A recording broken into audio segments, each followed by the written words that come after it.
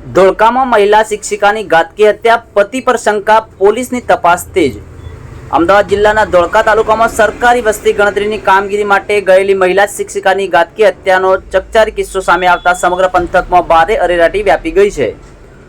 મૃતક મહિલાની ઓળખ રીનાબેન બળદેવભાઈ ઝાલા તરીકે થઈ છે। તેઓ મૂળ બદરકા ગામના વતની હતા અને હાલમાં ધોળકાના કલીકુંડ વિસ્તારમાં રહેતા હતા। રીનાબેન ચલોડા ગામની સરકારી પ્રાથમિક શાળામાં શિક્ષિકા તરીકે ફરજ બજાવતા હતા। મળતી માહિતી મુજબ રીનાબેન સરકારી વસ્તી ગણતરીની કામગીરી માટે કેલિયાવાસના ગામે ગયા હતા। જો કે મોડી સાંજ સુધી તેઓ ઘરે પરત ન ફરતા પરિવારજનોએ ધોળકા રૂરલ પોલીસ સ્ટેશનમાં ગુમ થયાની ફરિયાદ નોંધાવી હતી।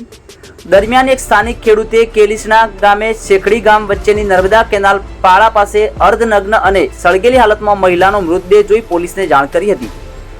ઘટનાની જાણ થતાં પોલીસનો કાફલો તાત્કાલિક ઘટના સ્થળે પહોંચ્યો હતો અને તપાસ હાથ ધરી હતી।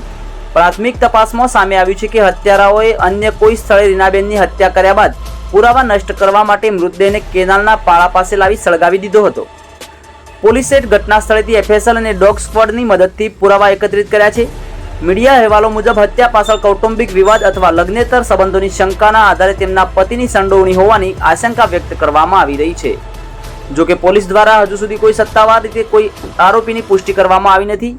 ધોળકા પોલીસે ગુનો નોંધી જુદી જુદી ટીમો બનાવી આરોપીઓને ઝડપી પાડવા માટે તપાસનો ધમધમાટ શરૂ કર્યો છે। સમગ્ર ઘટનાએ શિક્ષણ જગત તેમજ સ્થાનિક લોકોમાં ભારે શોક અને રોષની લાગણી ફેલાવી છે। વધુ સમાચારોને અપડેટ્સ માટે જોતા રહો online TV news. Suresh Thakor Kheralu સાથે। યુટ્યુબમાં સબસ્ક્રાઇબ કરો, ફેસબુકમાં ફોલો કરો અને ઇન્સ્ટાગ્રામમાં ફોલો કરવાનું ભૂલશો નહીં।